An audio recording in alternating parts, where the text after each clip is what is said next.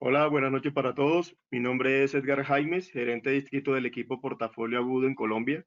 Es un placer para mí poder acompañarlos en esta sección. Agradecemos a todos por haberse conectado y aprovechamos esta oportunidad para enviarles a todos un saludo y agradecimiento muy especial por su atención con todos los pacientes que lo necesitan en medio de esta pandemia. Antes de iniciar la charla, tengan en cuenta los siguientes acuerdos. Los asistentes pueden hacer sus preguntas durante la reunión a través del chat, la cual será atendida por la conferencista al finalizar de la charla. Damos la bienvenida a la doctora Lauren Joachim. La doctora Joachim es directora de estrategia de MACAN, en área de difusión científica, médica pediatra de la Universidad del Rosario. Participa activamente como investigadora, líder de opinión y asesora en temas de innovación, salud y ciencias en Colombia y varios países de Latinoamérica. El tema de la charla de esta noche es corticoides, el buen uso, un eterno aliado. Bienvenida, doctora Joachim. Adelante con su presentación. Hola, buenas noches. Bueno, vamos a hablar de un tema que creo que todos tenemos muy cerca y por eso considero que es excepcionalmente importante. Y la idea es que repasemos juntos cosas que sabemos y cosas que no sabemos acerca del uso de corticoides y que nos van a poder llevar, digamos, a un uso más seguro y en general a un manejo muchísimo más tranquilo de este tipo de medicamentos. Mi conflicto de interés, pues como ya comentó Edgar, yo soy pediatra y estoy siendo patrocinada por la industria farmacéutica. Bueno, a mí pues me gusta mucho el orden porque soy pediatra y en consecuencia tengo una agenda para esta noche. Tenemos un tiempo que me parece suficiente y estoy completamente dispuesta a tener más tiempo para poder estar con ustedes durante la noche. Vamos a recorrer más o menos 4 grandes bloques de conocimiento. El primero son las bases fisiológicas, que nunca sobran y que en la pediatría sí que son importantes. El segundo tiene que ver con las bases farmacológicas del uso de los corticoides. El tercero, vamos a tocar ese tema que es el que nos pica a todos, que es la seguridad del uso. Y vamos a hacer 3 puntitos que son muy, muy importantes y que no quiero dejarlos por fuera porque a veces están las preguntas, pero no alcanzo a tocarlos en las preguntas, que son las consideraciones especiales que debemos tener los pediatras para este tipo de usos.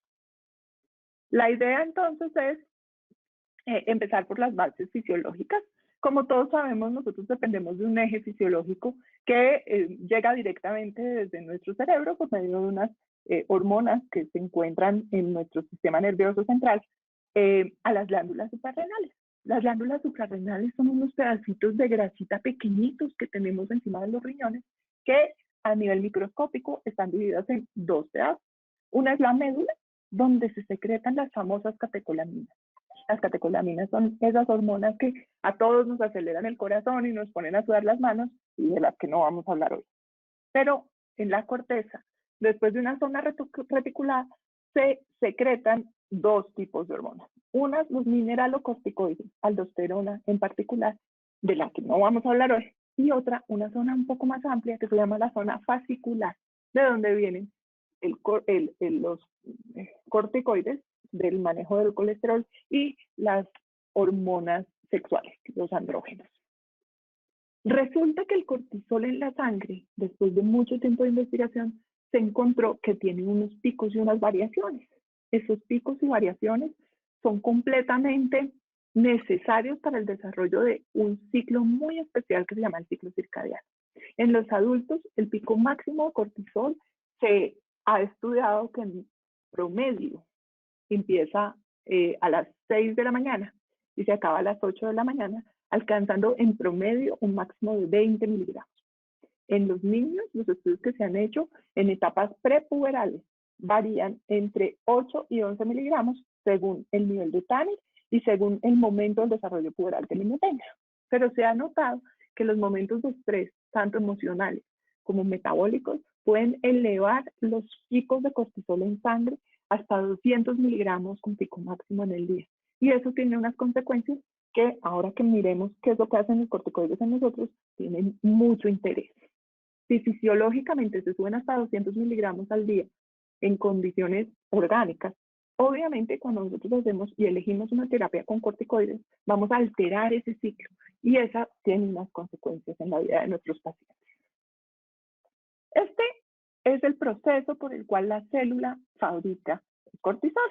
Fundamentalmente es el producto de una gotita lipídica que está llena de colesterol y genera 4 anillos. Esos 4 anillos están con una nomenclatura que es A, B, C y D. Y la alteración de esos 4 anillos es la que da raíz al cortisol. Vamos a utilizar la palabra cortisol durante toda esta charla para referirnos a la hormona endógena, a la hormona nuestra, la que nosotros podemos fabricar en nuestra glándula suprarrenal. Cuando hablemos de cortisona, es nuestra hormona endógena, pero en su forma inactiva. Y cuando hablemos de hidrocortisona, metilprednisolona, prednisona, obviamente estamos hablando de un medicamento. Entonces, lo primero que vamos a hacer es saber que cuando hablemos de cortisol, estamos hablando de la forma activa del glucocorticoide producido por nosotros. ¿Cuáles son las funciones? Las funciones se conocen como fue un hallazgo serendípico casi. Se conocen mal o se conocen poco y cada vez se le conocen nuevas funciones. Pero son hormonas que efectivamente están relacionadas con el estrés.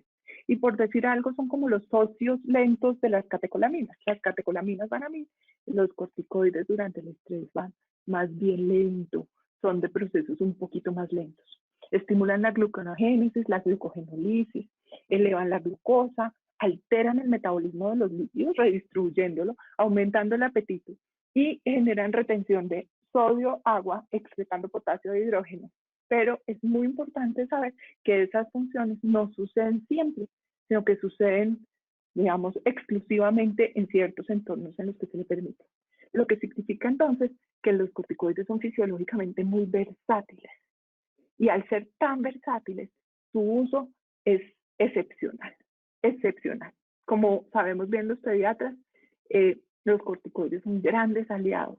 No solamente son grandes aliados, sino que generan, digamos, resultados prontos, que es una de las expectativas que uno tiene cuando inicia un tratamiento farmacológico, y tienen resultados confiables. Es decir, podemos confiar en un corticoide para generar resultados esperables. No obstante, debemos conocer muy bien las bases farmacológicas. Les voy a explicar por qué. Porque como decía mi mamá, de eso tan bueno no da tanto. Y a pesar de que es un gran antiinflamatorio, un gran inmunomodulador, incluso un inmunobloqueador, tenemos que saber muy bien por qué son tan versátiles, cuál es su mecanismo de acción y cómo se metabolizan para poderlos utilizar a favor del paciente y que su uso no nos genere más bien un efecto negativo. Lo primero que debemos saber con relación a esto es que los efectos clínicos que más utilizamos de los corticoides, que tienen que ver con, casi nunca los utilizamos como reemplazo de la glándula suprarrenal. Estos efectos clínicos tienen que ver más con los efectos inmunomoduladores y los efectos en el sistema de respuesta infecciosa. Son supremamente serios y son además muy discientes de su efecto. Horas después de utilizar una dosis elevada de corticoides, se produce una leucocitosis neutrofílica, posteriormente una disminución dramática de los eosinófilos, un detrimento del número de monocitos y finalmente una linfopenia. Eso significa que los corticoides en toda la línea blanca tienen una función y su manera de actuar tiene que ver con la respuesta inmunológica de nuestro paciente. Eso es lo que nosotros tenemos que esperar después de una dosis de corticoides. Leucocitosis neutrofílica, luego disminución de los eosinófilos, el crecimiento del número de monocitos y linfopenia. Pero se nos olvida que también tenemos que esperar alguna respuesta dentro de las inmunoglobulinas y posiblemente dentro de las citocinas. Y en consecuencia, todo aquello que hemos reflejado en un cuadro hemático de un paciente después de la utilización de corticoides tiene unos efectos bioquímicos que van mucho más allá de un conteo. Y esos los tenemos que dominar, sobre todo los pediatras, si queremos hacer el uso adecuado de los medicamentos y del mismo cortisol endógeno de nuestros pacientes. Claramente, el uso de corticoides acarrea cambios en la función inmunológica, alteran especialmente la función de los leucocitos para traspasar el endotelio, pero también alteran el endotelio, volviéndolo más permeable. Eso obviamente permite que los neutrófilos migren de una manera diferente hacia el sitio de la lesión, no alteran la función fagocitaria de los neutrófilos. Por algún motivo que todavía no tenemos muy claro, los neutrófilos siguen siendo grandes fagocitadores a pesar del uso de corticoides y a pesar de su alteración en número. Los monocitos y los macrófagos se disminuyen la producción de las respuestas inflamatorias, los eicosanoides y las citoquinas. Inhiben entonces la fagocitosis de los macrófagos y la expresión antigénica. Y eso es de lo que les hablo a nivel bioquímico. Aunque la fagocitosis de los neutrófilos está conservada, la fagocitosis de los macrófagos se ve alterada y la producción antigénica, esto tiene que ver con la memoria, no solamente con la inmunidad innata, sino con la memoria. Se puede alterar por el uso de corticoides. Obviamente en la inmunidad adquirida hay impacto, porque pues, si daño la expresión o altero la expresión antigénica, obviamente tiene que ver con la inmunidad adquirida. Las células natural killer, en cambio, no se alteran. Los linfocitos B no se alteran, pero hay disminución en la producción de IgG e IgA entre el 10 y el 20%. La IgM no se afecta con el uso de corticoides y la IgE se eleva. Los linfocitos CD4 naif son muy afectados porque son ingenuos, naif, son limpios, al igual que la producción de las citoquinas de TH2, lo que significa que cuando yo utilizo un corticoide, cambia completamente la función inmunológica de mi paciente. Como les contaba, en los corticoides hay una cosa especialísima, tiene que ver con el lenguaje. Los médicos creo que tenemos un problema del lenguaje y es que nos encanta lo enredado, una pequeña pasión por enredar las cosas. Y en esa pequeña pasión por enredar las cosas, usamos de manera intercambiable nombres como corticosteroides, cortisol, cortisona, glucocorticoides. ¿Listo? Esos términos que se usan de manera intercambiable se refieren a cosas diferentes y son fundamentalmente diferencias bioquímicas que vamos a empezar a mirar. No obstante, para términos sencillos, hablamos de esteroides, glucocorticoides y corticosteroides como sinónimos. El cortisol sí preferiría que lo dejáramos para el ámbito de la hormona que producimos nosotros y es el corticoide natural. Desde 1950, es decir, este año los corticoides cumplieron 70 años.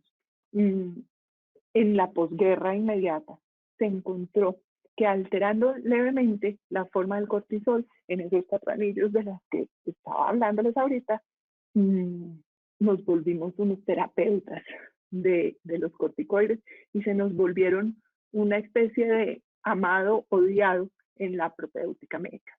Hay una cosa especialísima con los corticoides y es que son supremamente amados por temporadas y supremamente odiados por temporadas. Entonces, pues a lo largo de mi carrera y muy posiblemente de la de ustedes, hemos tenido picos de está de moda un corticoide y luego picos de ya no está de moda un corticoide. La explicación para esa dualidad en la popularidad de los corticoides es que no hemos terminado de descubrir cuáles son sus bondades. Lo que significa que cada vez que encontramos algo nuevo, positivo alrededor del corticoide, lo volvemos a utilizar. Pero cada vez que encontramos que puede haber algún efecto secundario o un efecto indeseado, lo dejamos de utilizar. Y así nos la hemos pasado en una montaña rusa de amor y odio por los corticoides, que lo que quisiera yo es que al final de esta charla tengamos un poquito más de control sobre esa relación tan apasionada. Finalmente, las potencias de los glucocorticoides sintéticos son supremamente distintas y eso nos ha hecho, digamos, tener como unos favoritos, unos menos favoritos y tener muchísimas más posibilidades terapéuticas. Siempre hay que recordar su absorción y su metabolismo, que son supremamente variables de uno a otro, y sus tiempos de vida media, que son supremamente variables de uno a otro, para poder elegir la terapia farmacológica adecuada para nuestro paciente. Bueno, el primer corticoide que tuvo esta modificación química fue la famosa hidrocortisona. La hidrocortisona fue quizá, es la bisabuela de los corticoides y es quizá el corticoide más versátil y utilizado porque es el más antiguo, no porque es el mejor. Y eso lo tenemos que entender porque fundamentalmente es el que más tiempo y publicaciones tiene a su alrededor y es posiblemente el que más dosificamos con relativa tranquilidad. Pero asociado a la cortisona está la famosa prednisolona, es la forma inactiva de la prednisona, que tuve la precaución de mostrarles que las variaciones son muy pequeñas en los 4 anillos de los que les estoy hablando. La prednisona tiene una configuración muchísimo más estable que la hidrocortisona y es el segundo más popular y el segundo más antiguo. La prednisona se desarrolló inicialmente para pacientes con artritis reumatoidea y posteriormente empezaron a ampliar su utilización a las maneras de utilizar lo que conocemos hoy en día. Luego tenemos a la tercera, que se llama la metilprednisolona. Tiene unos cambios bioquímicos un poquito más grandes, pero esas alteraciones bioquímicas demostraron varias cosas. Una de ellas es su versatilidad en el uso, sobre todo cuando se trata de terapia de choque. Tiene muy buena evidencia y tiene, digamos, es más confiable en su comportamiento dentro del organismo de las personas. Ahorita les voy a contar que esa confiabilidad no depende 100% del producto, también depende del paciente. Y por eso es muy importante que cuando nosotros formulemos cualquiera de los corticoides, cualquiera, conozcamos a nuestro paciente.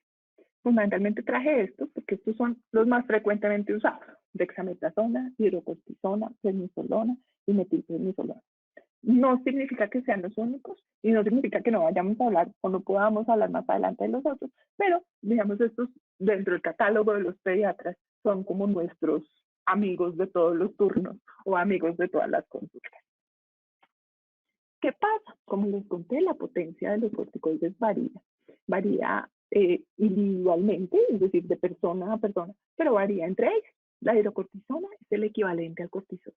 Para saber la actividad antiinflamatoria, lo que decidimos fue que uno era la actividad antiinflamatoria del cortisol, es decir, de la hidrocortisona, que es una imitación del cortisol.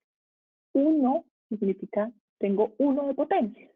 Y la actividad antiinflamatoria del resto de corticoides frecuentes, en esta tabla solo les traje los frecuentes, se mide con relación a la hidrocortisona, al cortisol.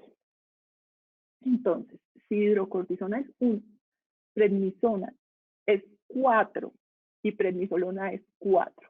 Es decir, es 4 veces más antiinflamatoria que la hidrocortisona. La metilprednisolona es 5, es decir, es 5 veces más antiinflamatoria que la hidrocortisona. Pero tenemos las superpoderosas que son dexametasona y betametasona, que son 30. Son desarrollos que se han hecho a nivel de la industria farmacéutica para generar mayor actividad antiinflamatoria. ¿Qué pasa? Que no siempre necesito ese nivel de actividad antiinflamatoria y no en todas las ocasiones está indicado tener 30 de potencia o 1 de potencia o 0.8 de potencia. Por ese motivo, esta tablita debe acompañarnos siempre. Dentro de nuestra cabeza tenemos que aprender a elegir qué potencia, qué velocidad de acción quiero que tenga ese corticoide y cuál es la duración de esa acción en el metabolismo de un paciente saludable. Eso me va a permitir como guiarme. Fíjense ustedes que la duración de la acción puede ir de 8 a 12 horas y no siempre está intrínsecamente ligada a la potencia o a la actividad antiinflamatoria. Mientras que la prednisona, la metilprednisolona duran de 12 a 36 horas actuando, la dexametasona y la betametasona duran de 36 a 72 horas. Entonces eso me va a ir permitiendo definir qué quiero hacer, cómo lo quiero hacer y cómo voy a administrar ese corticoide. Bueno, ¿por qué son tan versátiles estos medicamentos?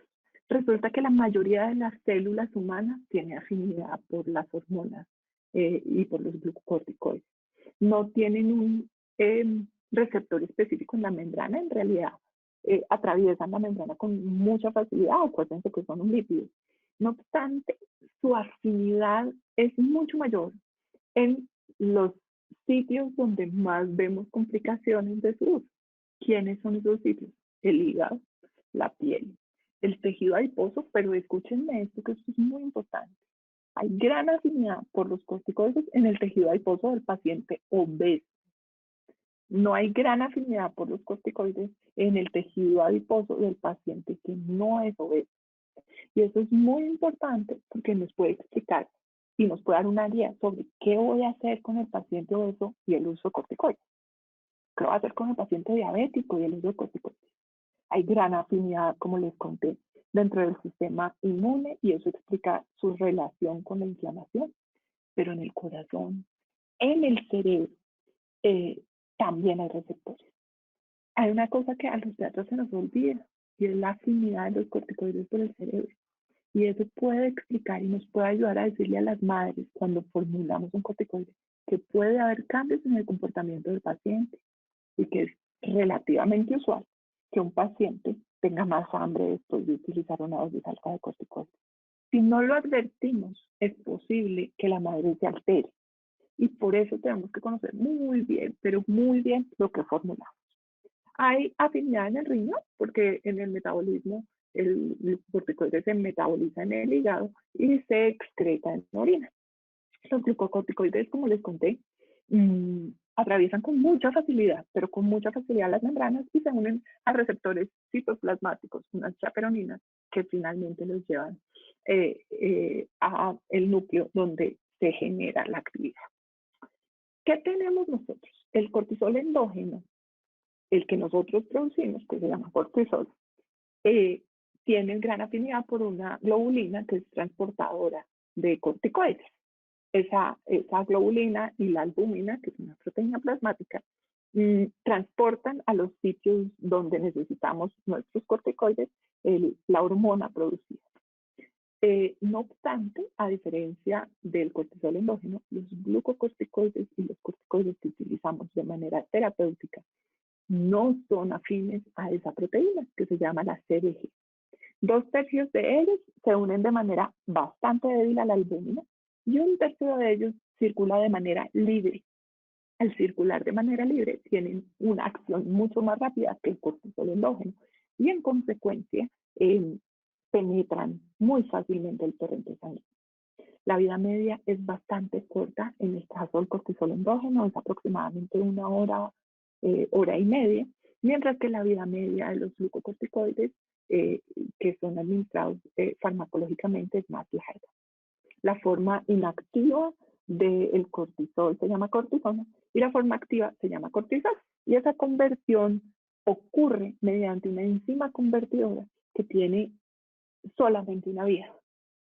Para devolverme de cortisol a cortisona y cortisona a cortisol, utilizo 2 vías diferentes.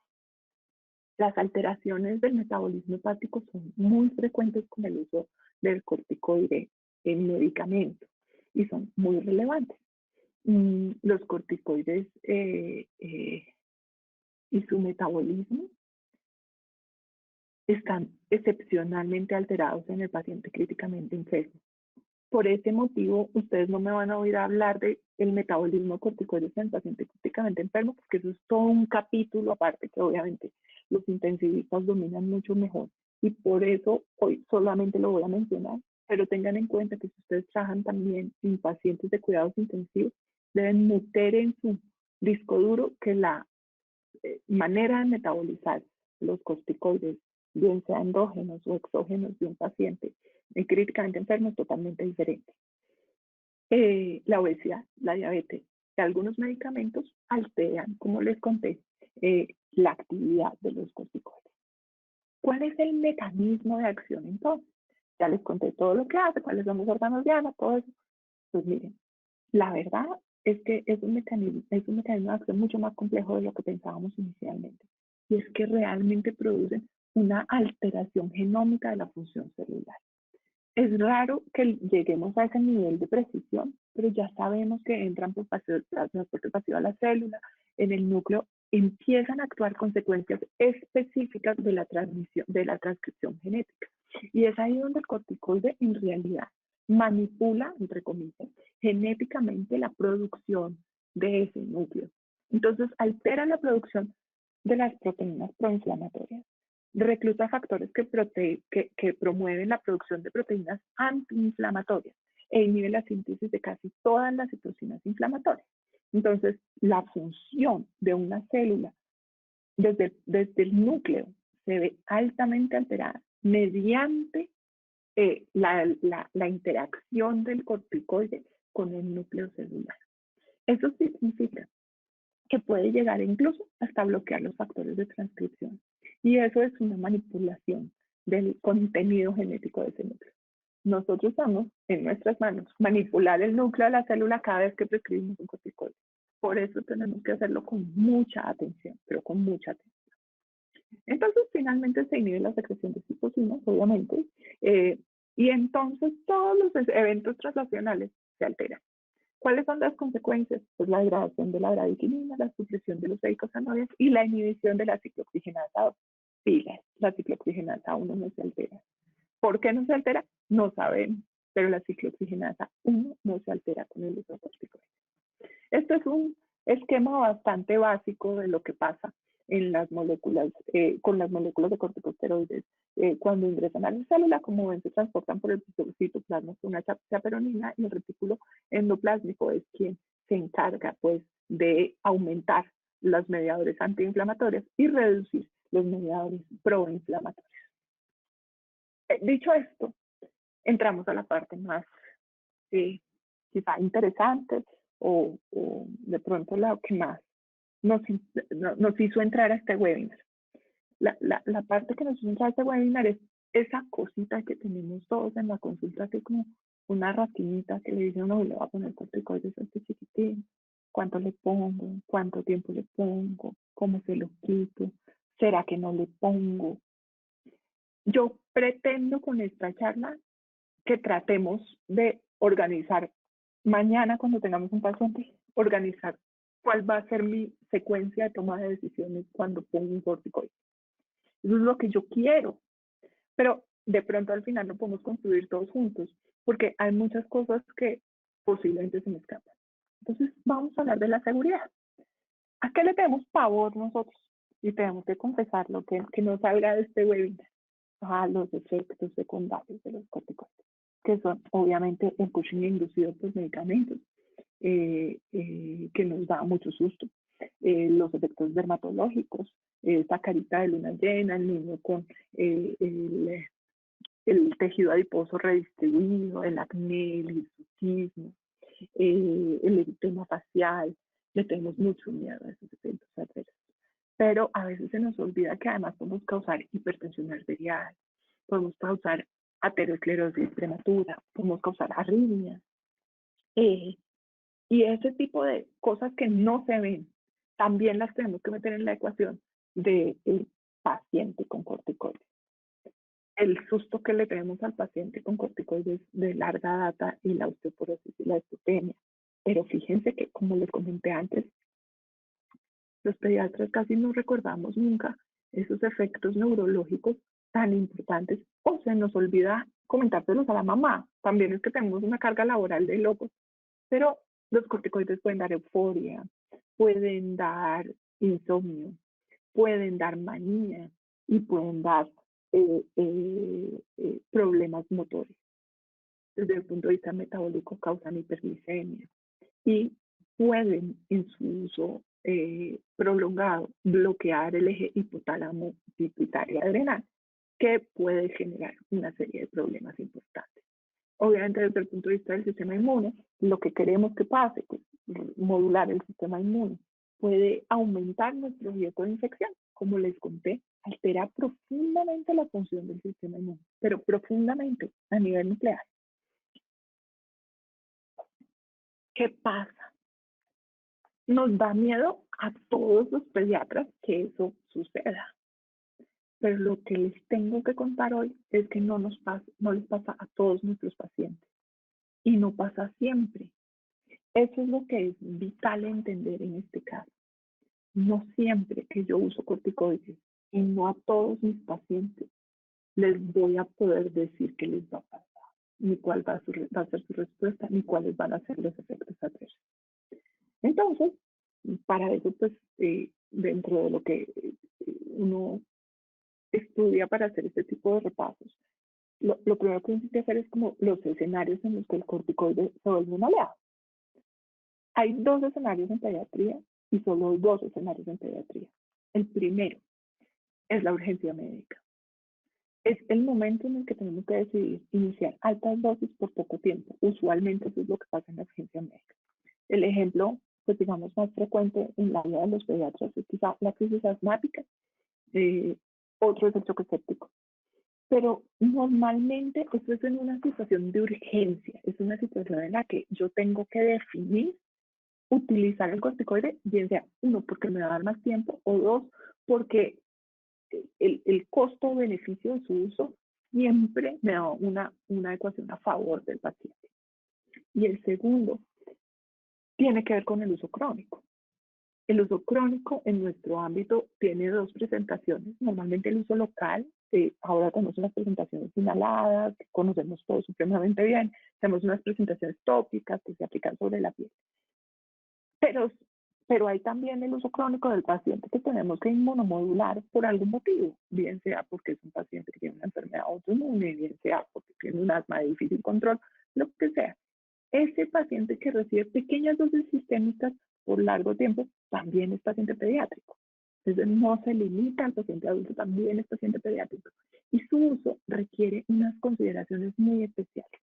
Estas consideraciones especiales tienen que ver con la individualidad de la formulación.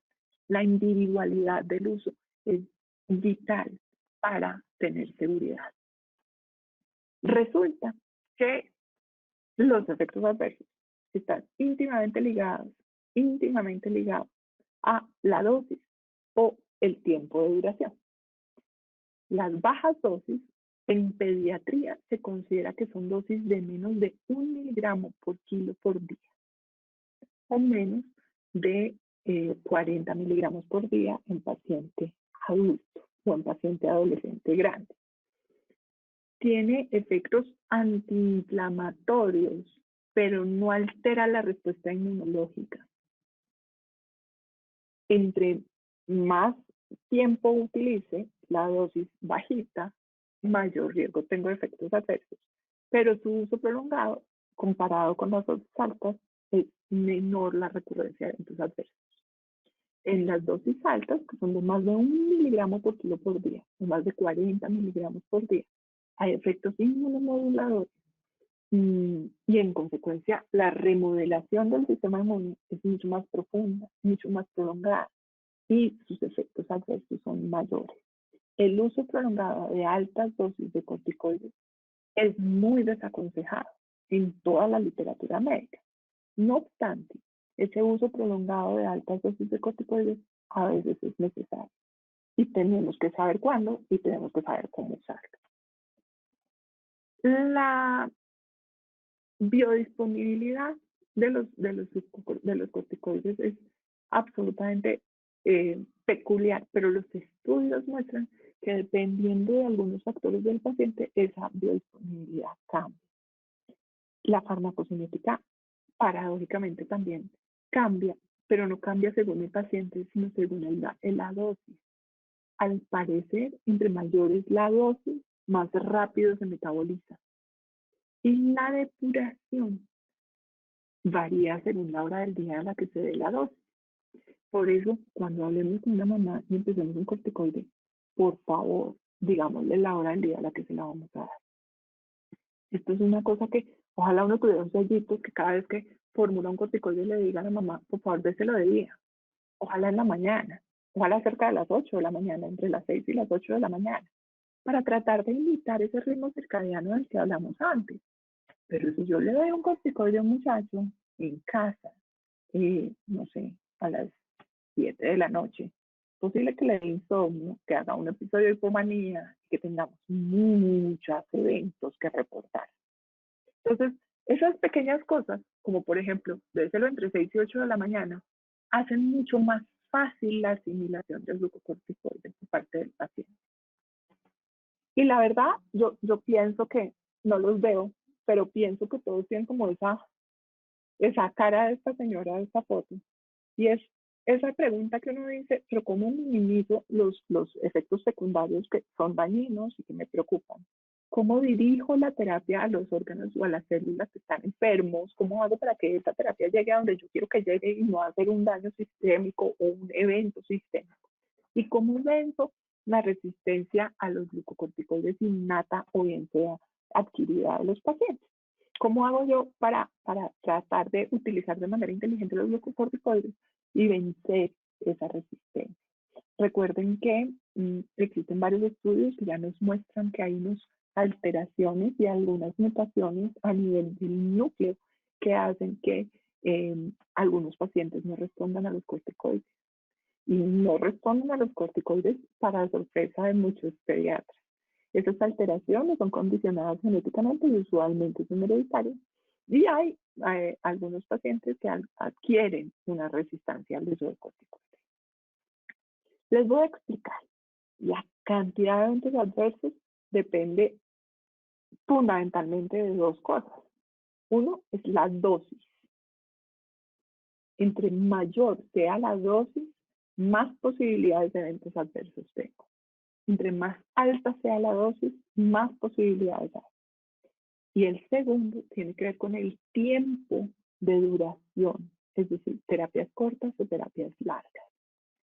Aunque toda la vida hemos oído que una terapia larga de uso corticoides es más de 2 semanas, lo que hemos venido encontrando en la literatura es que cada vez aceptamos terapias más cortas, más y más cortas.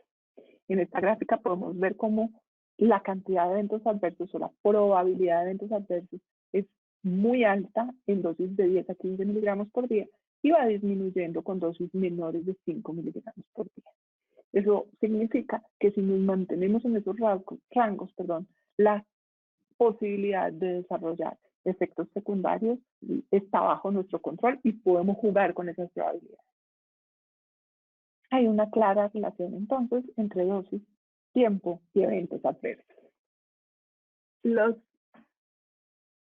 que quieran tomar algún apunte o quieran tomar alguna foto, esta es.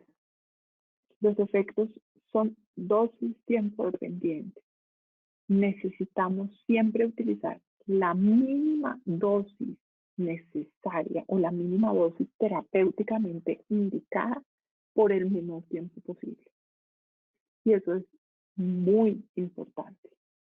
Siempre métanse en el corazón, que es la mínima dosis, sea sistémico, sea local, el corticoide que sea, por el menor tiempo posible. Como hay afinidad variable de los receptores, las diferencias son individuales y no tenemos hasta ahora ninguna manera de encontrar qué paciente va a responder rápido y qué paciente va a responder despacio. En consecuencia, no queremos, pero no queremos bajo ninguna circunstancia que esto se nos salga de las manos con dosis altas o por tiempos prolongados.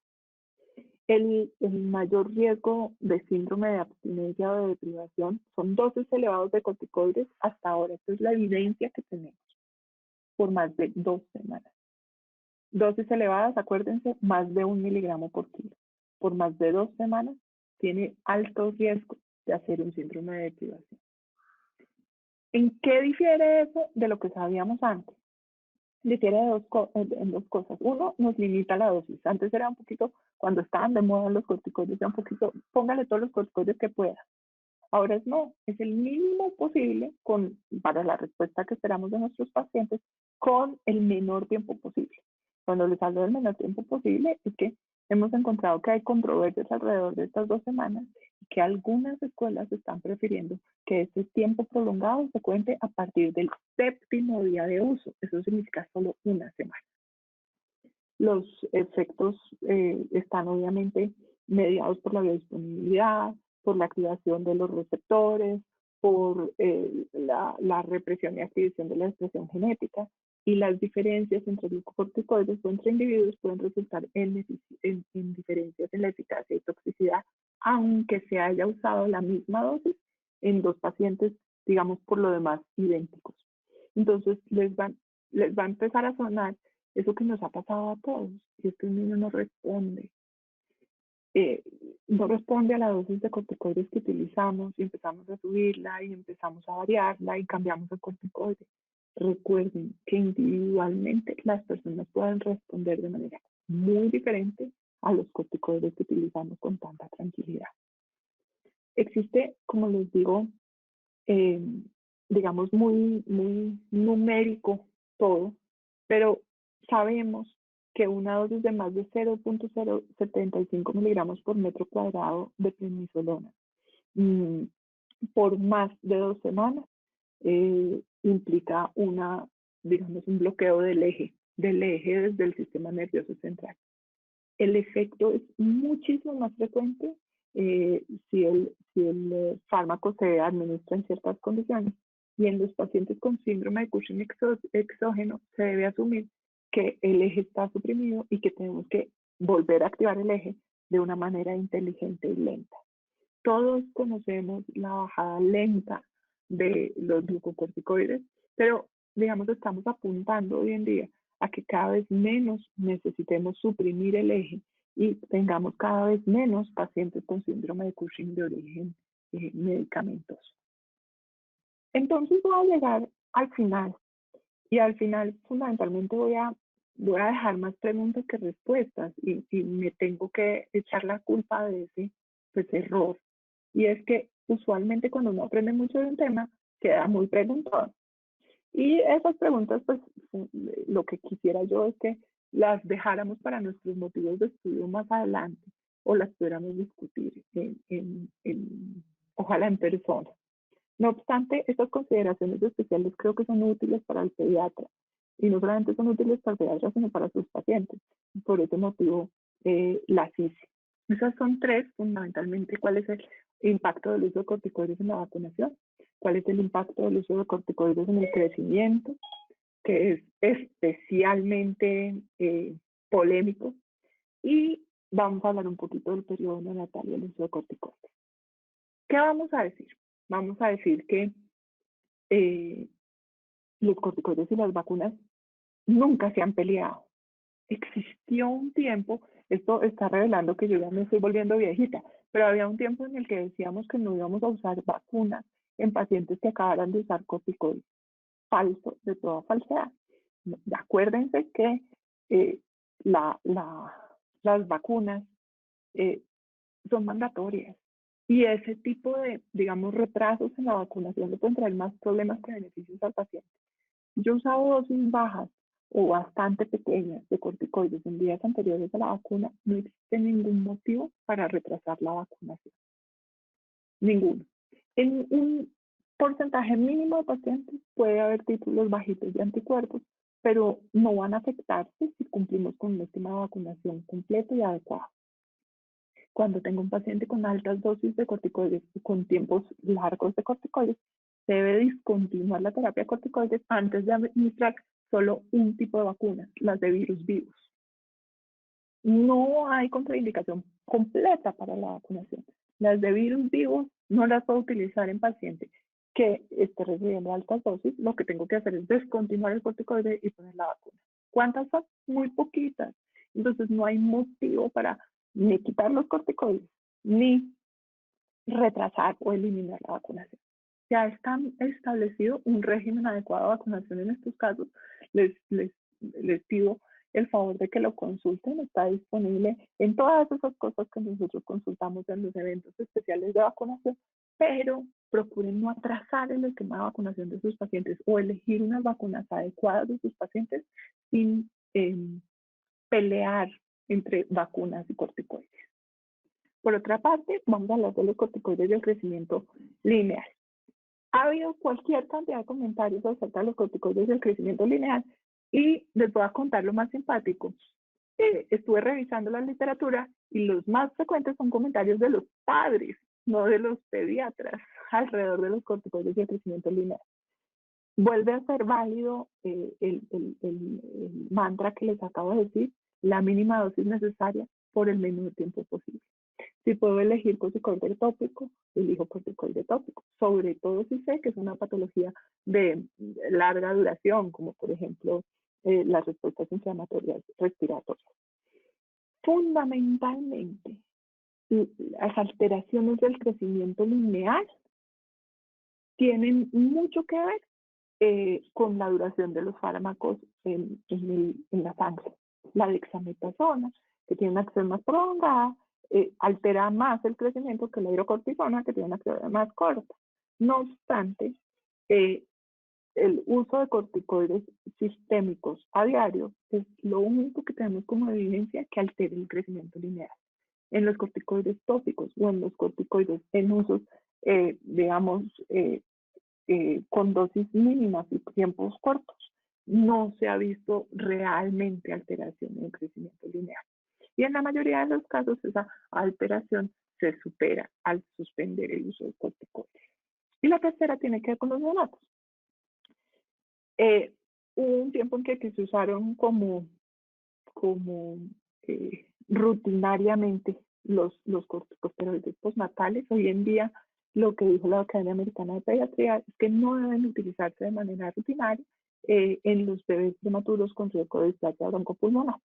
La polémica continúa, pero lo que sí hacen estas guías, en particular la de la Academia Americana de Pediatría, es confiar en el médico. El criterio médico en el uso de corticoides en los neonatos es quizá lo que va a dominar para siempre ese uso, sobre todo en el paciente extremadamente pequeño. Es un bebé de menos de 28 semanas de gestación.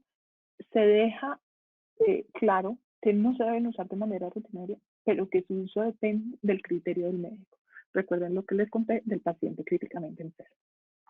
Desde el punto de vista de, creo que de tiempo, y por otra parte de tema, si sigo me demoro, segundo, si sigo nos confundimos, tercero, pues ya no aguantamos más, estamos cansados, pero me gustaría muchísimo que dejáramos pues para la casa estas cosas, recordar las 3 palabras del libro inteligente de estos medicamentos que me parecen estupendos.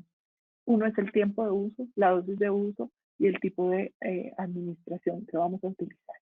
Siempre individualicemos los casos.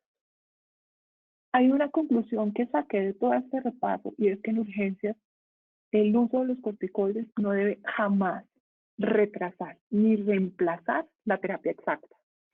Con esto me refiero a, por ejemplo, no debemos atrasar el inicio del tratamiento antibiótico en un paciente séptico porque ya le puse el corticoide. Ni debemos dejar que el corticoide actúa y dejar sin oxígeno al paciente asmático. El corticoide es un aliado terapéutico, pero no es una panacea. Yo ocasionalmente me encuentro con eventos en los que decididamente le entregaron al corticoide toda la responsabilidad y así no es, doctor. Siempre, siempre el uso del corticoide debe ir acompañado de la terapia exacta cuando se utiliza en urgencia. Acuérdense que en urgencias son frecuentemente altas dosis por tiempos cortos y en consecuencia el eje del tratamiento no debe estar en manos del corticoide. Los efectos adversos y terapéuticos de los corticoides son individuales. Por eso, y aquí en el punto 3 no va a detener un momento, me preocupa mucho que estoy viendo que las mamás por iniciativa propia compran corticoides y se los dan a los niños, sin fórmula médica. Me preocupa mucho, mucho, mucho que a veces no preguntamos cuándo fue la última vez que mi paciente recibió corticoides. Y a veces ese paciente, por ejemplo, un asmático, hay urgencias en una institución y viene a nuestra consulta ya con bastantes dosis de corticoides. Los eventos adversos son individuales y esas preguntas son fundamentales para comunicarnos bien con nuestros pacientes y empezarles a decir las cosas como son. Mira, sí, el corticoide es muy útil, pero tiene un límite, o lo voy a cambiar por una acción más prolongada porque me sirve más, o por uno más seguro, o por uno más confiable, porque recuerden, por favor, que de este supermedicamento no nos podemos, no le podemos entregar la responsabilidad al medicamento, nos tenemos que hacer cargo nosotros y evitar sobre todas las cosas, esos eventos de automedicación. Esto lo voy a incluir en los corticoides tópicos. Al parecer le sale una roncha al muchacho e inmediatamente brincan las mamás a echarle corticoides en la piel. Recuerden que la piel es una superficie de intercambio súper grande y puede llevarnos a usos de dosis pequeños, pero por tiempos muy prolongados, que pueden generar eventos adversos porque no tengo ni idea a qué paciente le van a dar. Como no tengo ni idea a qué paciente le van a dar, por favor, eviten a toda costa la automedicación. Y pues espero que hayamos repasado todos juntos, porque pues para mí fue muy placentero. Espero haber repasado con ustedes de la mano el tema y tener tiempo para las preguntas. Si quieren, Oscar o Fernando, agarrar el control de la pantalla para que podamos empezar a mirar las preguntas.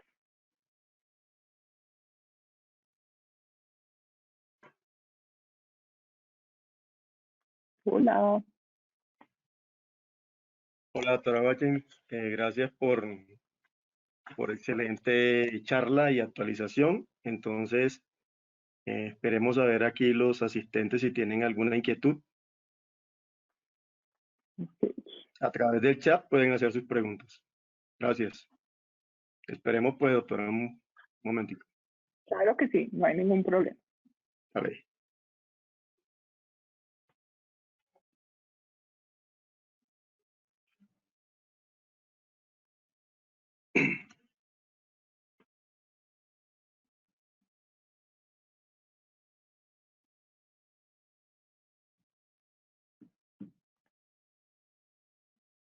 Listo, creo que me dejaron sin pantalla.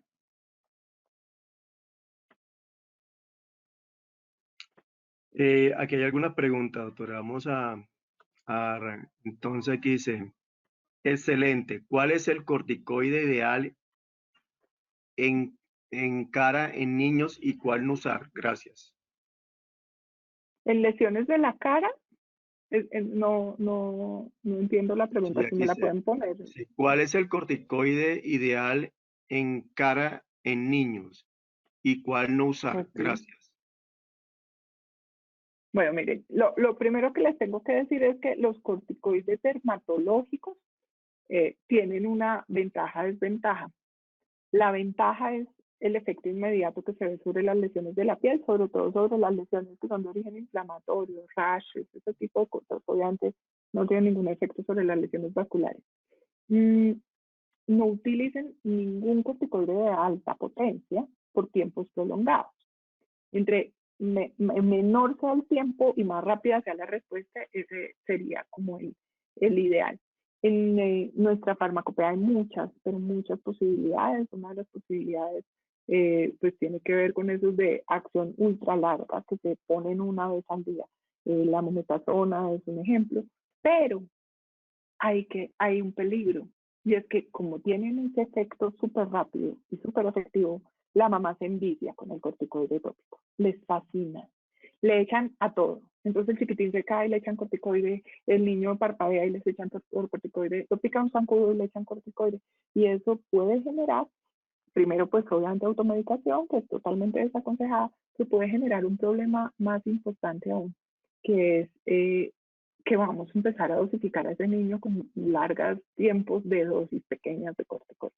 Entonces procuren explicarle eso a la mamá, díganle por favor que deseche la cantidad de que sea del corticoide tópico que estén utilizando una vez hayan terminado el tiempo de tratamiento que ustedes hayan indicado.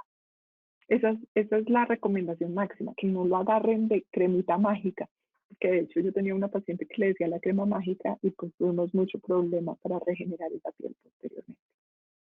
Muchas gracias, doctora, por su respuesta. Acá hay otra pregunta. ¿Cómo sería la propuesta para reducir progresiva? Pero un momentico que es que aquí dice. ¿Cómo sería la propuesta para Progresivamente reducción los progresiva de corticoides. esteroides para evitar supresión del eje? Bueno, fundamentalmente lo que tenemos que hacer es empezar a bajar en principio 10, 20, 30, 40, 50% de la dosis de manera continua durante como mínimo la mitad del tiempo que utilizamos los corticoides. ¿Qué significa eso? Que si los usamos 2 semanas, tenemos que bajarlo como mínimo a lo largo de una semana. No obstante, las respuestas son individuales y la ausencia del síndrome de Cushing es una de las cosas que nos hace pensar que el eje no está suprimido, pero no significa que debamos bajarlo más rápido si el paciente no tiene Cushing. Entonces, en principio, tenemos que demorar la bajada de los glucocorticoides medicados al 50% del tiempo que lo hayamos utilizado. Eso es en principio. Si ustedes me preguntan, no encontré y lo busqué con mucha atención, ningún estudio muy sólido acerca de otras pautas. Es decir, no encontré, por ejemplo, un ensayo clínico donde compararan, y me hubiera encantado encontrarlo, donde compararan el uso, la bajada más rápida, más corta o intermedia.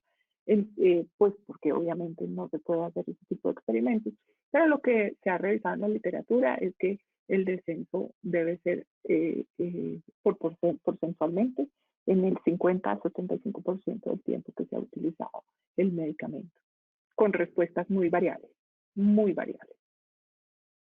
Doctora, muchas gracias por su respuesta. Aquí tiene otra pregunta. Le envían felicitaciones, doctora. En el uso de bolo de metilprednisolona, sea por 3 a 5 días, ¿cuál sería la mejor forma de hacer el descenso de este? Muchas gracias. Bueno, el bolo, digamos que cuando busquemos en la literatura médica nos tenemos que cuidar porque recuerden que la metilprednisolona es la única indicada en los pacientes que van a recibir trasplantes o en los pacientes que están haciendo rechazo a un trasplante, ¿no? Entonces tenemos que ser muy cuidadosos con la terminología. Las macrodosis que se utilizan en esos bolos de metilprednisolona están por fuera de este tema de conversación, que son los del paciente trasplantado. No obstante, ustedes lo pueden encontrar de manera intercambiable en la literatura, entonces tengan cuidado. El bolo no se aconseja de 3 a 5 días, simplemente se aconseja una dosis de choque. Lo que hemos encontrado en la respuesta es que con una dosis de choque de metilprednisolona y 5 días con dosis bajitas, solo 5 días, que sería una terapia corta, no habría que hacer un descenso programado. No obstante, el paciente que ha recibido dosis de choque de metilprednisolona, que son esas macrodosis de las que estamos hablando, que incluso ocurren en pacientes críticamente enfermos, lo que aconsejamos es un descenso gradual como si hubiéramos inhibido el eje. Es lo mismo. Entonces, en el 50% del tiempo, disminuciones graduales porcentuales de la dosis según la superficie corporal. Las macrodosis en pediatría en situaciones que no sean extremas son muy desaconsejadas, no solo por los efectos en el crecimiento lineal y los efectos en el eje, sino porque se ha visto que con una dosis de un medicamento confiable, en este caso estamos hablando de la metilprednisolona, podemos hacer muchísimo a nivel celular, sobre todo porque los pediatras comunes y corrientes lo utilizamos usualmente en su efecto antiinflamatorio, no en su efecto inmunomodulador.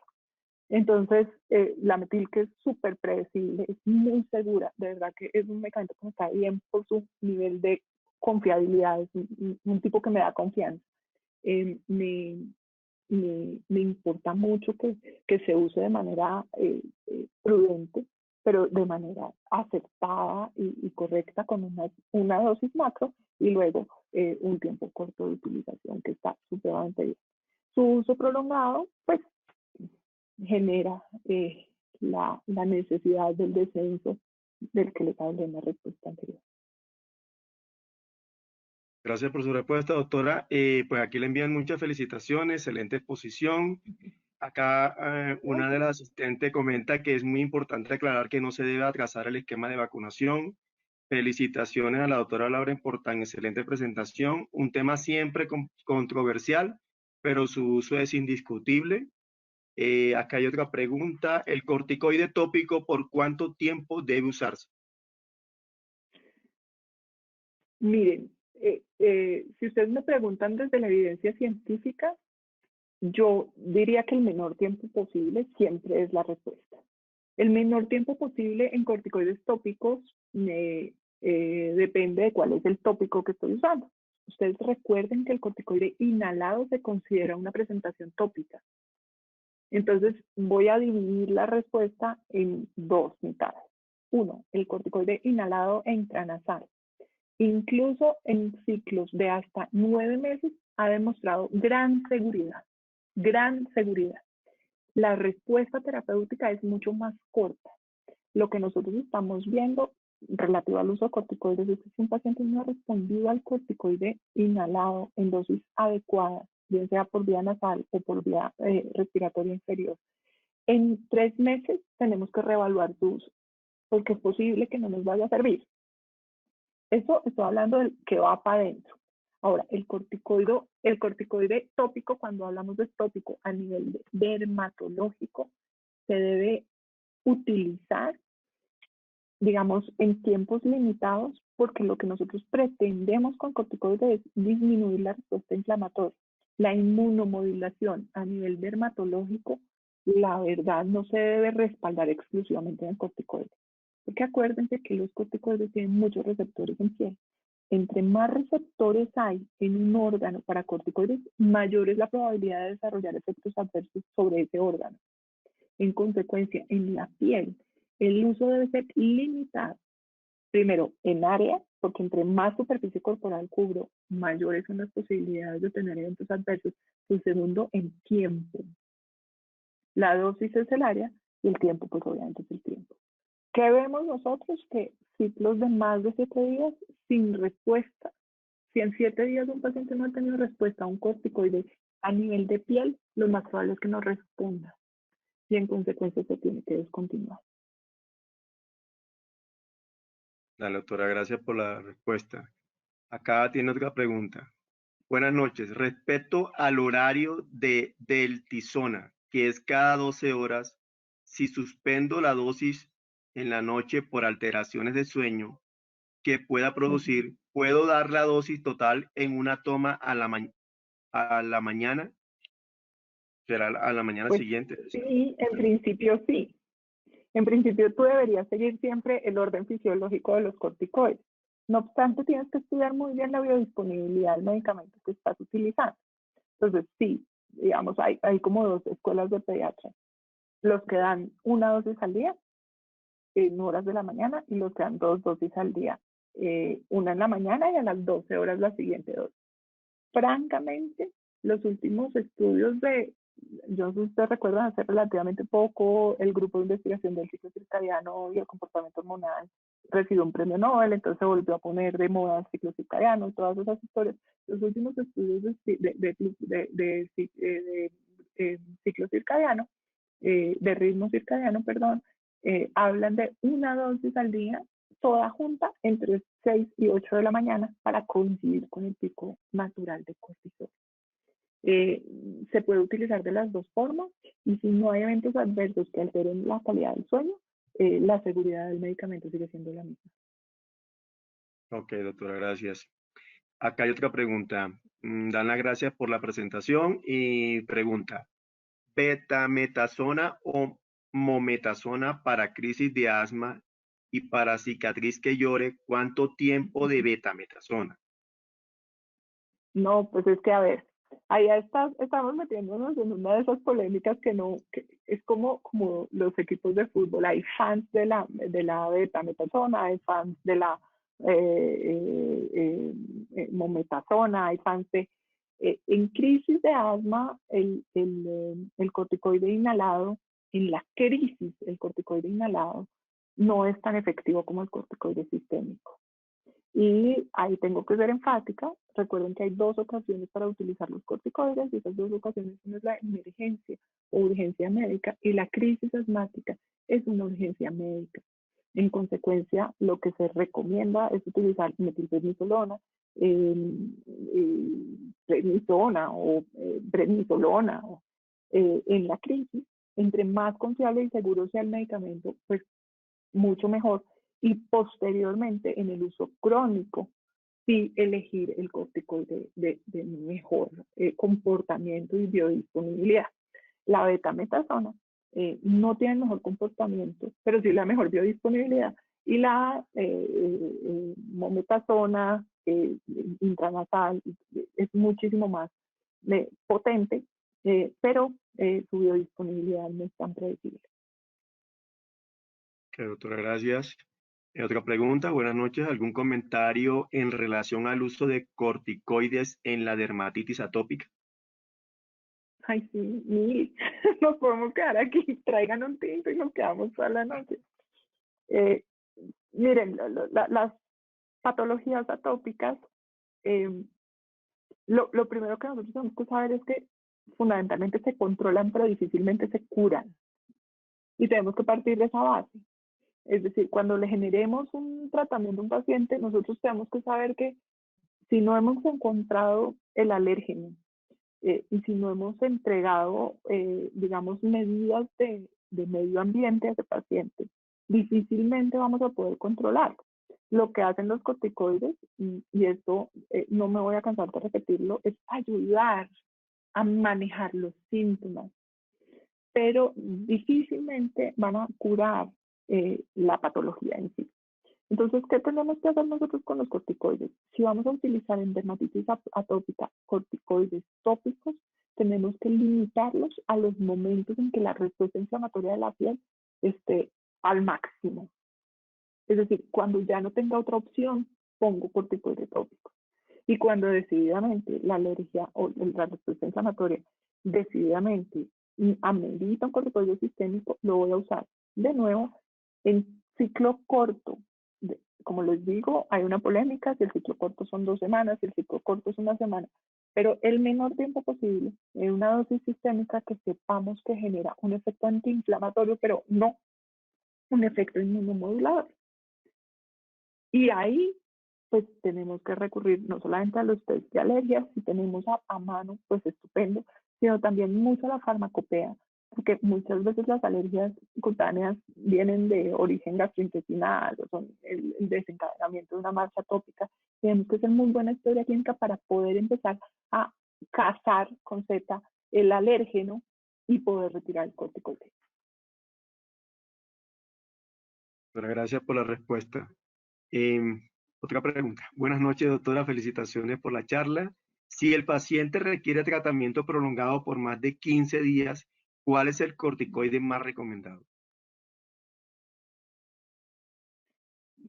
Uy, qué pregunta tan tramposa.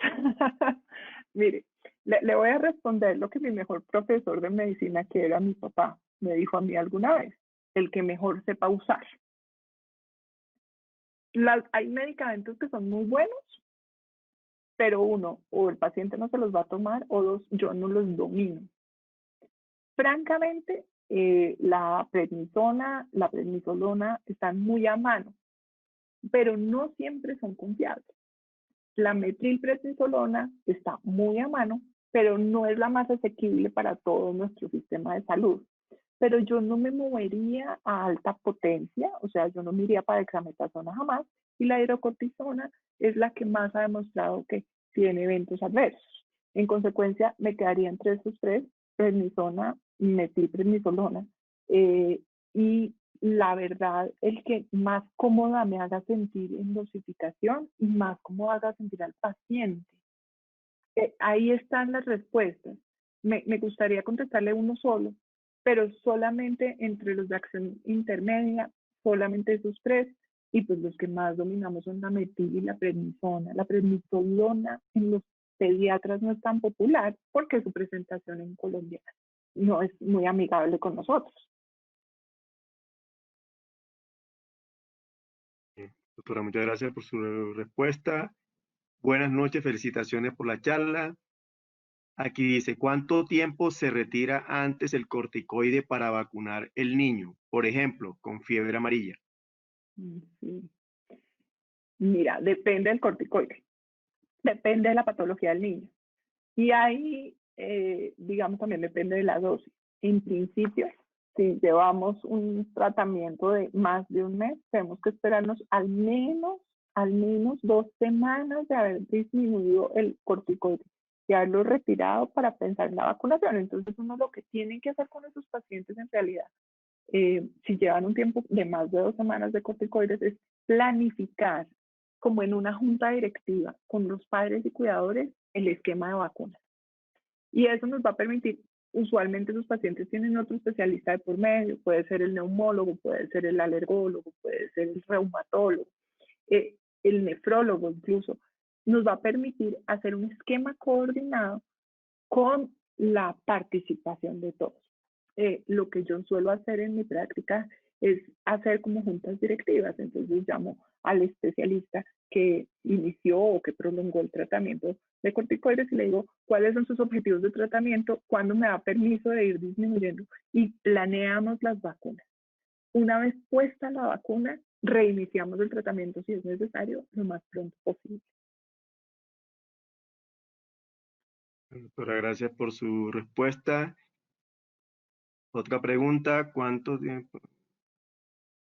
¿Los corticoides tipo desflazacor realmente tienen ventaja para los crónicos? Sabe que yo también busqué y no sé, que en realidad no sé qué tipo de evidencia necesito para convencerme. El tema es que cuando uno es un estudioso de mi estilo, casi siempre funciona más la penúltima moda que la última moda en medicina. ¿Son beneficiosos para los crónicos? Sí, siempre y cuando los crónicos sean sensibles a este tipo de corticoides. El tema es que yo no sé quién va a ser sensible. Entre más se parezca el corticoide al original, que es el cortisol, más sensibilidad puedo generar yo en el paciente. Entonces yo, digamos, tiendo a ser muy tradicional, tiendo a pensar muy bien de las moléculas altamente probadas y me gustaría tener a la mano, que no lo he encontrado, aunque si lo encuentro le garantizo que se lo haré llegar ahorita, anoto su nombre, eh, un estudio que me haga la comparación real, como ciega, entre un estudio aunque sea observacional, entre el uso de Flaxacort versus otro tipo de corticoides, porque no lo he encontrado. O sea, la superioridad no la puedo, eh, excepto que intuir, no la puedo, digamos, declarar. Doctora, gracias por su respuesta. Nueva pregunta. Hay muchas preguntas, doctora. ¿La desametasona intravenosa es mejor colocarla cada 8 horas o cada 12 horas? En principio, cada 12 por la fisiología del cortisol. Acuérdense que tiene una vida media, si quieren, pero nos devolvemos, bueno, no nos vamos a poder devolver. Tiene una vida media larga y eso nos Doctora, permite, ¿me puede entre más que para... necesita la pantalla? Señor, ¿Necesita la pantalla? no, yo me salgo de la presentación tranquilo y ya. Pues si la necesita le puedo dar el acceso. Eh, bueno, devuélvamela.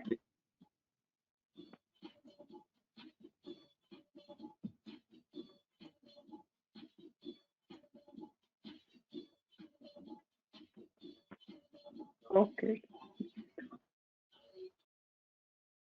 Igual no me está dejando. Bueno, no Adelante, la he doctora. podido.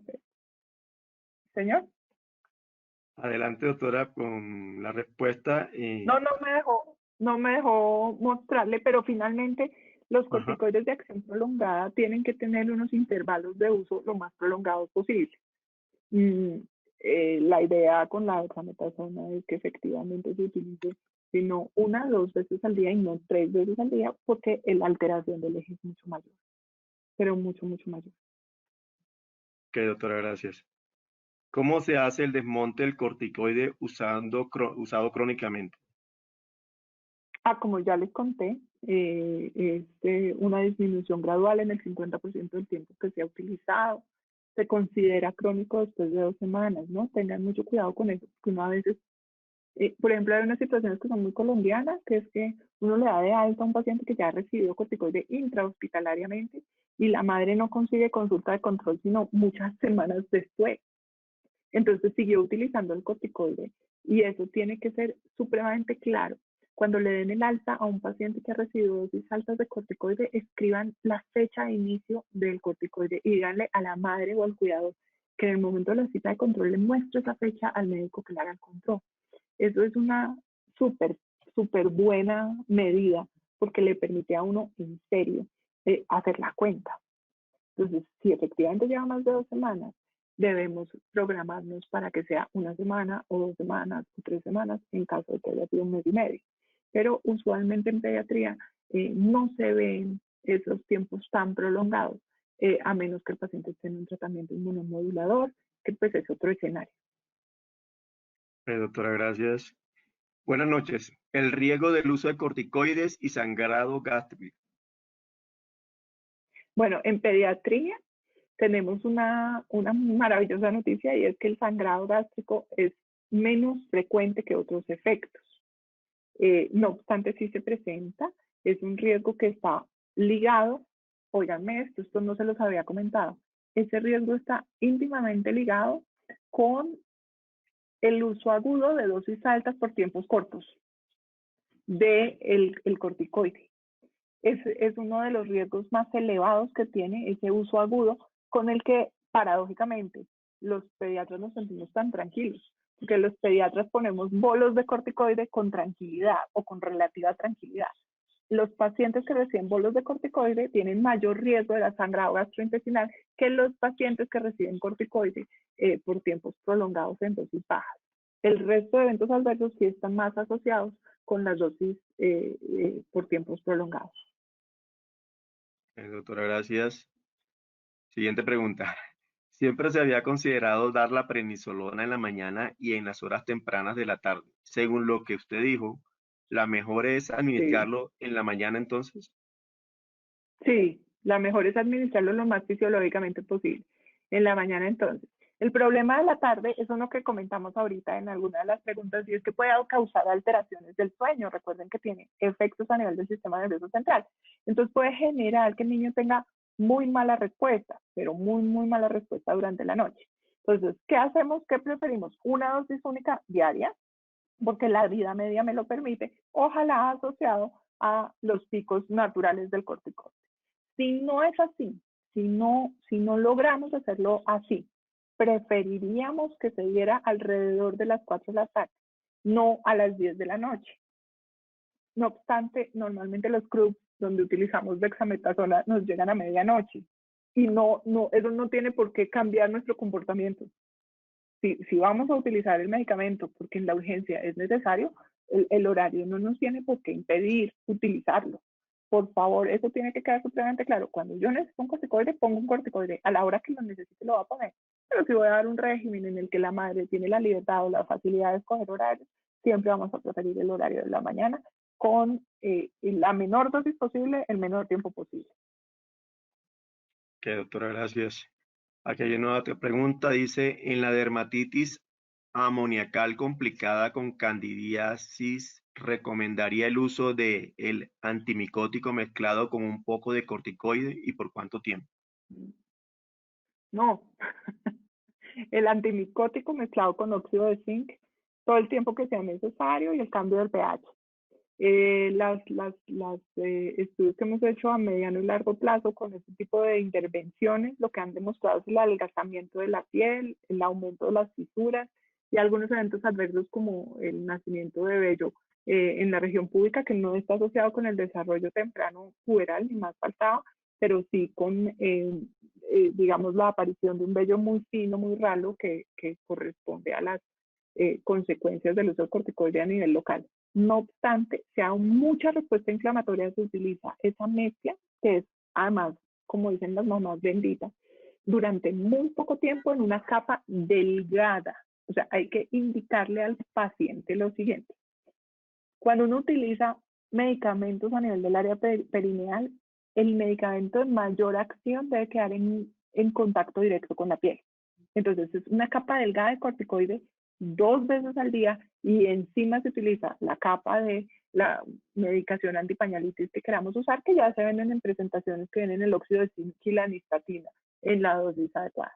Pero en caso de que yo necesite utilizarlo, sería un tiempo muy corto, 2 veces al día, con una capa muy delgada, en un área muy limitada, y ojalá con el óxido de zinc con nistatina nos aguante la cándida, además pues de los cambios que usualmente recomendamos en ese tipo de casos.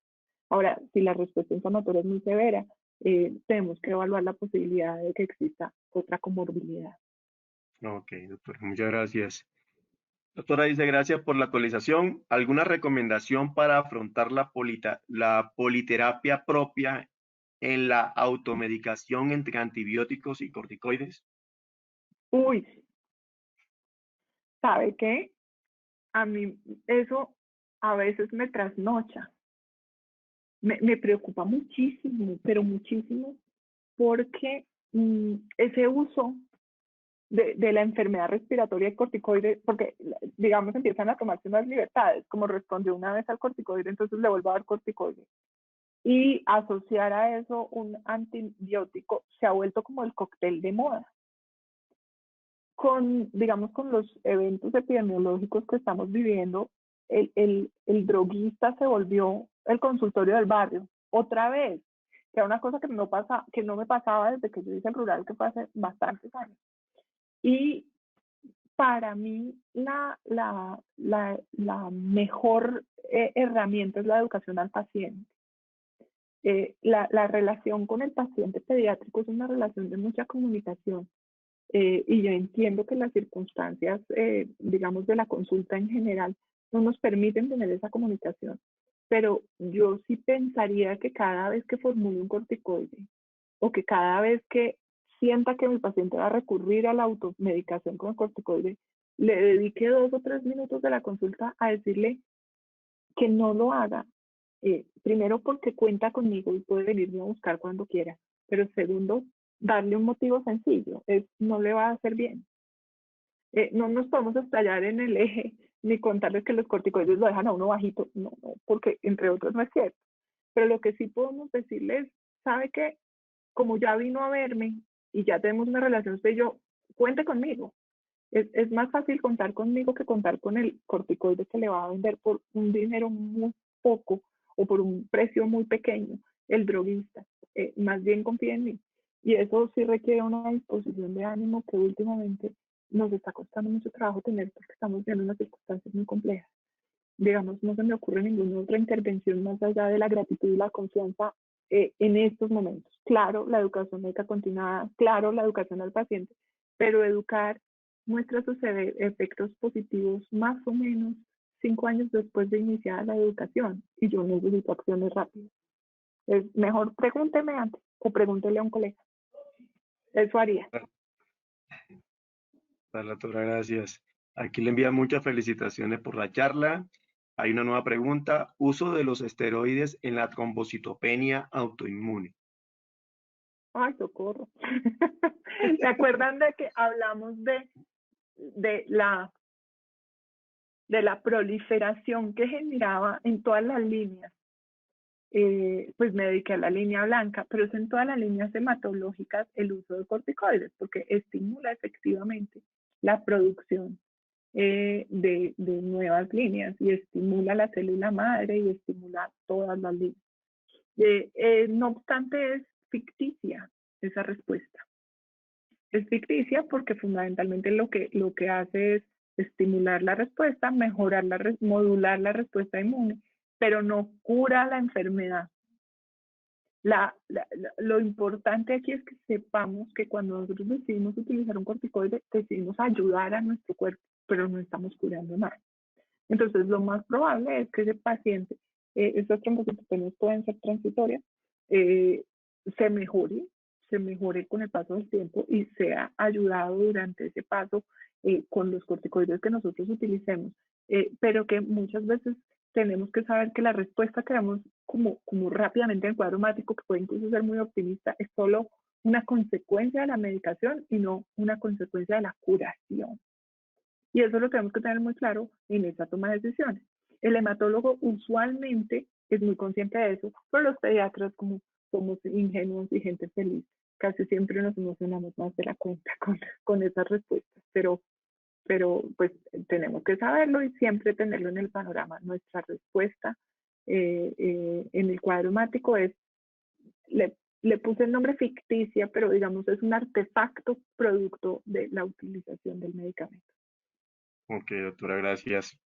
Buenas noches, excelente charla. Los dermatólogos concuerdan con que el uso tópico de corticoide es limitado y en menores de 6 meses prefieren hidrocortisona. ¿Usted está de acuerdo con esto, Pues doctora? sí, prefiero no. Esa es una discusión que tengo con los dermatólogos con relativa frecuencia. Yo preferiría que ninguna. No obstante, en los menores de 6 meses sí preferimos el más parecido al natural, que es la hidrocortisona, en dosis mínimas. recuerden que uno tiene que explicarle, yo soy como muy histriónica y entonces yo le digo a las mamás, pero es que no puede quedar como doña Florinda cuando se echaba la mascarilla, tiene que ser una cosa muy delgadita, que casi ni se le vea, simplemente que quede brillantica la piel. Y eso me permite limitar la dosis, porque igual la hidrocortisona tópica, sobre todo en el menor de 6 meses, pues es una cosa que tengo que recurrir a ella exclusivamente porque ya no pude más. O sea, porque ya decididamente no tengo ninguna otra opción. Entonces, curemos no, pero cuando la usamos muy limitada. Doctora, gracias. Buenas noches. ¿Es útil dividir la prednisolona en 2 dosis, 7 AM, 1 PM, en tratamiento agudo de asma? La pregunta es, ¿y por qué no usamos una sola dosis? Digamos, la prednisona, la metil, tienen vidas medias largas, tienen vidas medias de un día. Entonces podemos usar una sola dosis. Hay que pensar que tener un niño implica una serie de cosas especiales y cada vez que yo uso más dosis, me pongo más difícil, hago más difícil la vida de la mamá. Entonces, yo tengo cierto cariño porque soy mamá por los medicamentos de dosis única.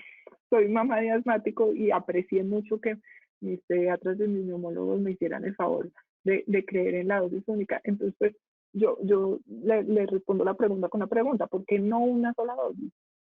¿Qué pasa si usamos solo una dosis? ¿Y cómo se comporta mi paciente cuando usamos solo una dosis? Si usamos dos, sí, se puede utilizar en ese intervalo, pero ese intervalo es corto, hay que decirlo también. Son de 8 o 7 de la mañana a 1 de la tarde, pasa poco tiempo y tenemos que estar dispuestos a afrontar la consecuencia desde el punto de vista metabólico. Gracias, doctora.